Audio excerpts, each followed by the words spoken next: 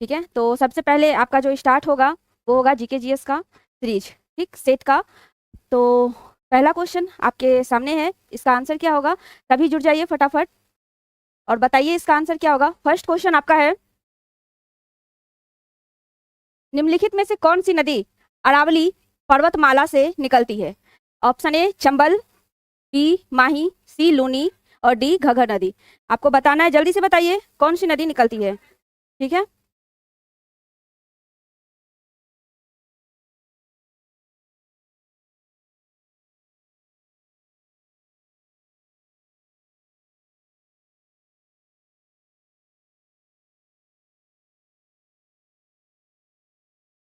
Comment कीजिए जल्दी से कौन सा आंसर होगा।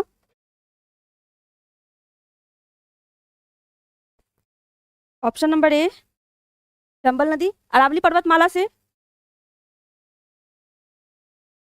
नहीं, इसका आंसर हो जाएगा ऑप्शन नंबर सी लूनी नदी। ठीक है, लूनी नदी जो अरावली पर्वतमाला से निकलती है और एक भारत की एकमात्र अंतर्वाही नदी है। ठीक है, जो कच्छ के रण में जाके गायब हो जाती है। ठीक, माही नदी जो कर्क रेखा को 2 बार काटती है, कर्क रेखा को 2 बार काटती है।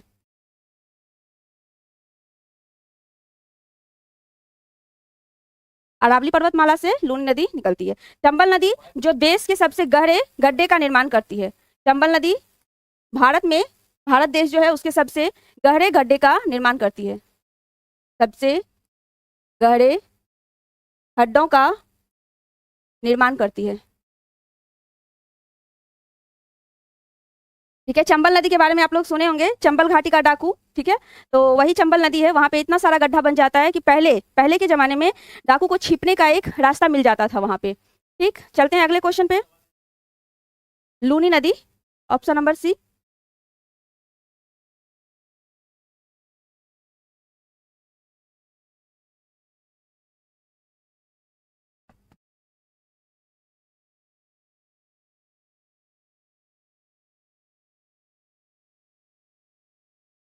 चलिए दूसरा क्वेश्चन, किसे आधुनिक मनु कहा जाता है? राजेंद्र प्रसाद, बी एन राव, महात्मा गांधी या अंबेडकर जी को? ठीक है, जल्दी से बताइए इसका आंसर क्या होगा। आधुनिक मनु, आधुनिक मनु, मनु कौन थे? तो मनु जो प्रथम विधि ज्ञाता थे, ठीक है, यानी कानून के पहले ज्ञाता थे, उसे मनु कहा जाता है। लेकिन यहाँ पे पूछ रहा है आधुनिक मनु किसे कहते थे, आधुनिक मनु किसे कहा जाता है? आधुनिक मनु राजेंद्र प्रसाद को, बी एन राव को, महात्मा गांधी को या बी आर अम्बेडकर को? ठीक है,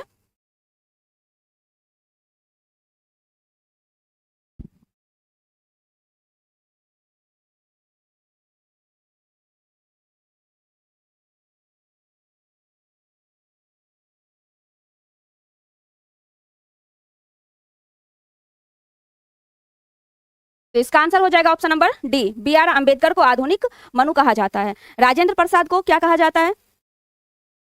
आधुनिक मनु आपका बी आर अम्बेडकर हो जाएगा।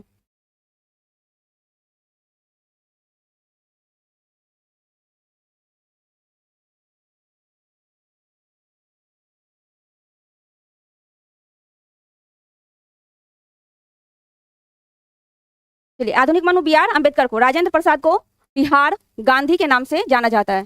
बिहार गांधी डॉक्टर राजेंद्र प्रसाद को कहा जाता है। ठीक है, सभी चैनल को शेयर कर देंगे, इस सेशन को शेयर कर देंगे और वीडियो को लाइक कर लेंगे जितने भी जुड़े हुए हैं।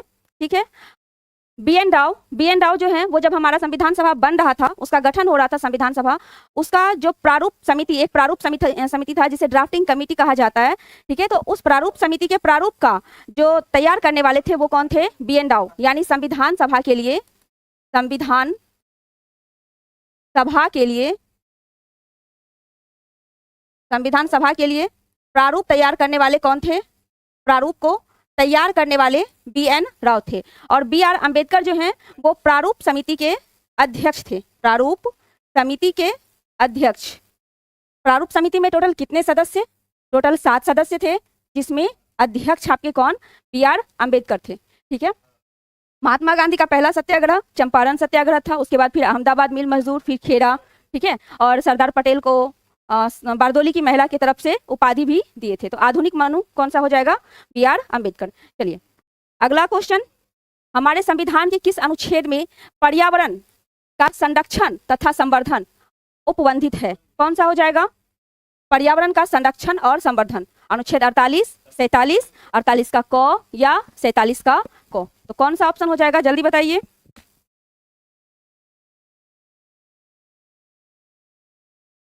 इसका आंसर क्या होगा, जल्दी से सब लोग बताइएगा।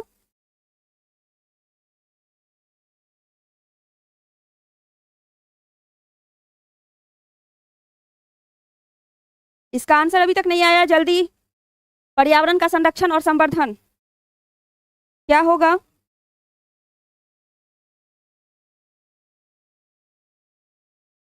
Option number C, B, D, A. Sneha Kumari good morning. Good morning आप सभी को। पर्यावरण का संरक्षण और संवर्धन किस अनुच्छेद में है, जल्दी बताइए। ये है अनुच्छेद 48 के क में, ठीक है। अनुच्छेद 48 के क में पर्यावरण का संरक्षण और संवर्धन के बारे में बताया गया। जहां भी आपको क, ख या ABCD मिले, यानी वो हमारे संविधान में संशोधन करके जोड़ा गया है। तो यहाँ भी क दिख रहा है, यानी ये भी किसी संशोधन के द्वारा जुड़ा हुआ है। आप लोग जल्दी से कमेंट में बताइए किस संशोधन के द्वारा 48 में क जोड़ के बताया गया कि हमें पर्यावरण का संरक्षण करना चाहिए और उसका संवर्धन करना चाहिए, ठीक है। उसके बाद अनुच्छेद 48, अनुच्छेद 47। अनुच्छेद 47 में क्या है? अनुच्छेद 47 में है आपका पोषाहार। अनुच्छेद 47 में पोषाहार और मद निषेध, ठीक है। मद निषेध यानी शराबबंदी, ठीक है। पोषाहार और मद निषेध। और आपका अनुच्छेद 48 में क्या है? कृषि और पशुपालन। कृषि और पशुपालन, अनुच्छेद 48 में कृषि और पशुपालन, ठीक है। कौन, और इसमें स्पेशली एग्जाम में दिया रहता है अनुच्छेद 48 के लिए पशुपालन की जगह पे दुधारू पशु। कौन सा? दुधारू पशु, जिसमें आपका दूध देने वाला पशु आता है, दुधारू पशु। तो क्वेश्चन पूछता है कि दुधारू पशु, ठीक है, किस अनुच्छेद के अंतर्गत आता है? तो दुधारू पशु आपका किस में आ जाएगा? अनुच्छेद 48 में। कृषि किस में आ जाएगा? अनुच्छेद 48 में। पोषाहार किस में आएगा आपका? अनुच्छेद 47 में। अनुच्छेद 47 में। मद निषेध, शराबबंदी किस में आएगा? 47 में। स्वच्छ पर्यावरण होना चाहिए, ठीक है, और पर्यावरण का संरक्षण करना है, उसका संवर्धन करना है, ये किस में? 48 के क में।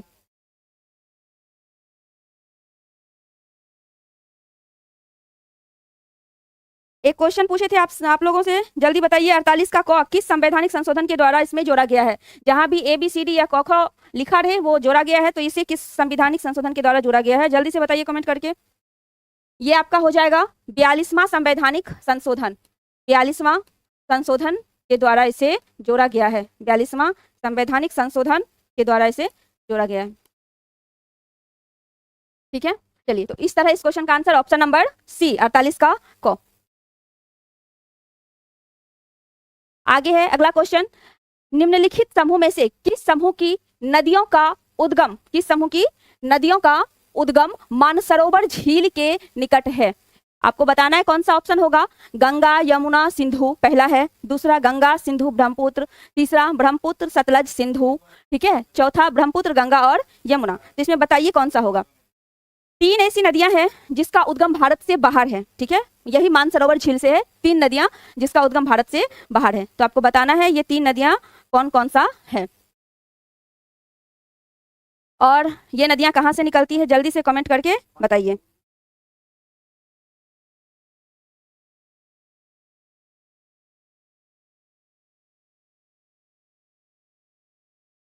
मैं अभी 12th क्लास में हूँ, मेरा एग्जाम नहीं है। कोई बात नहीं, एग्जाम नहीं है तो अगर आप अपने सिलेबस को पढ़ लिए हैं तो उसके बाद वीडियो देख सकते हैं, फ्यूचर में काम आएगा, ठीक है। जल्दी से ऑप्शन नंबर सी, सी, सी, सी, डी कौन ऑप्शन कर रहे हैं आंसर? डी गलत है, सी, सी।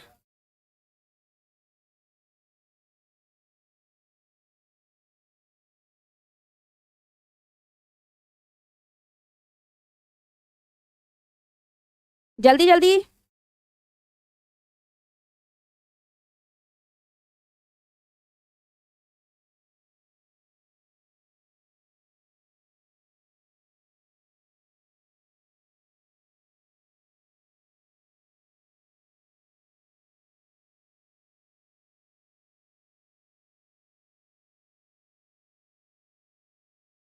चलिए, तो इसका ऑप्शन हो जाएगा option number C, Brahmaputra, Sutlej और सिंधु नदी। ये तीनों नदी भारत के बाहर से मानसरोवर झील के पास से निकलती है। ठीक है। गंगा नदी का उद्गम भारत में ही है। गंगोत्री हिमानी से निकलती है। पूरा एक गंगा नदी तंत्र ही अलग है। और यमुना नदी जो है, यमुना नदी गंगा की सबसे लंबी सहायक नदी में से है। ठीक है। तो ब्रह्मपुत्र, सतलज और सिंधु नदी, ये तीन नदियां जो भारत के बाहर मानसरोवर, जो तिब्बत में स्थित है मानसरोवर झील, वहां से निकलती है अलग अलग से। जैसे ब्रह्मपुत्र नदी चेमयुंगडुंग हिमानी से, मानसरोवर के पास जो चेमयुंगडुंग हिमानी है वहां से निकलती है। ठीक है। चलिए, सिंधु नदी तंत्र पूरा अलग है। सिंधु की सहायक नदी जिसमें झेलम, चेनाब, रावी, सतलज, ब्यास ये सब आता है, वो कहाँ से, वो भी तिब्बत में मानसरोवर झील के पास से निकलती है। तो इस क्वेश्चन का आंसर क्या हो जाएगा, ब्रह्मपुत्र, सतलज और सिंधु। ये तीन ही नदी है जिसका उद्गम भारत से बाहर होता है, बाकी सारी नदी भारत के अंदर बहती है। ठीक है। चलिए आगे चलते हैं।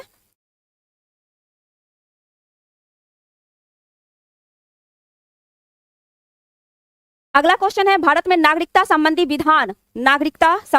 विधान बनाने का प्राधिकार किसको प्राप्त है? संसद को, लोकसभा को, राज्यसभा को या राज्य विधानमंडल को? तो जल्दी से आप लोग इसका आंसर कमेंट करके बताइए, जल्दी बताइए। मैं भी छपरा से हूं।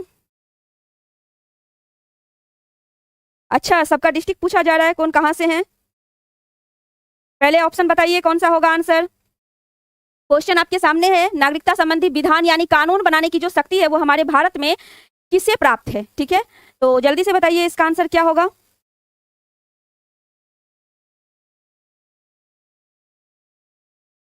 Option number A Moni Verma, option number A Neeraj, A सही है। अभय, ए सही है। कार्तिक बी गलत है। विकास, ए सही है, सही है। ये नीधु कुमारी 5 का डी गलत है आपका, निधि गलत है। बहुत बढ़िया क्लास मैम, इसी तरह आप लोग जुड़े रहिए। अंगेश राज, अंगेश ऑफिशियल।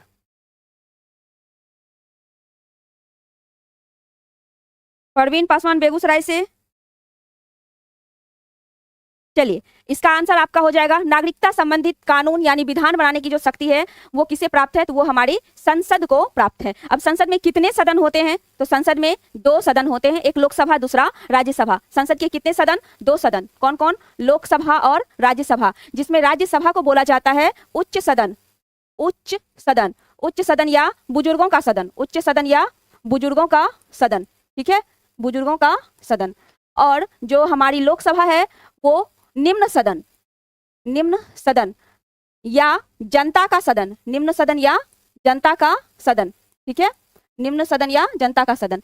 तो सदन 2 होते हैं, ठीक, लोकसभा और राज्यसभा। लेकिन अंग कितने होते हैं? तो वो 3 होते हैं। इसमें फिर राष्ट्रपति भी आ जाएंगे, लोकसभा, राज्यसभा और राष्ट्रपति। तो नागरिकता संबंधित कानून बनाने का अधिकार 2 को है, संसद को है। ठीक है, जिसमें लोकसभा, राज्यसभा आते हैं।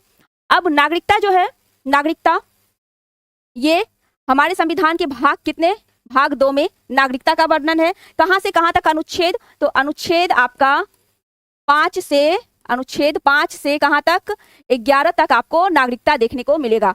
भाग की संख्या हमारे संविधान में कितनी है? जल्दी से कमेंट करके बताइए, भाग हमारे संविधान में कितना है? ठीक है, भाग 1 आपका राज्य और संघ क्षेत्र है। भाग 2 आपका नागरिकता। भाग 3 आपका मौलिक अधिकार। भाग 4 आपका नीति निर्देशक तत्व। 4 का क आपका मौलिक कर्तव्य है। ठीक है, तो यहाँ पे नागरिकता था। नागरिकता, भारत में कैसी नागरिकता की व्यवस्था है? भारत में कैसी नागरिकता की व्यवस्था है? यानी एकल नागरिकता है या दोहरी नागरिकता है? तो भारत में जो नागरिकता है वो एकल नागरिकता की व्यवस्था, यानी सिर्फ भारत के लिए नागरिकता मिलेगा, ना कि अलग अलग राज्य के लिए अलग अलग मिलेगा। एकल नागरिकता की व्यवस्था कहाँ से ली गई है? तो एकल नागरिकता की जो व्यवस्था है वो ब्रिटेन के संविधान से ली गई है। एकल नागरिकता की व्यवस्था कहाँ के संविधान से? ब्रिटेन के संविधान से ली गई है। ठीक है, अमेरिका जैसा जो राष्ट्र है वहां पे जो नागरिकता है वो दोहरी नागरिकता होती है। ब्रिटेन में एकल नागरिकता थी, तो हमारे संविधान में ब्रिटेन के संविधान से एकल नागरिकता ली गई है। ठीक है, इस क्वेश्चन में कोई दिक्कत नहीं होना चाहिए। चलिए, अब अगला क्वेश्चन, जल्दी से सब लोग लाइक कीजिए, शेयर कीजिए इस सेशन को जल्दी से, और जोड़िए जितने भी स्टूडेंट को हो सकता है, ज्यादा से ज्यादा स्टूडेंट को जोड़िए।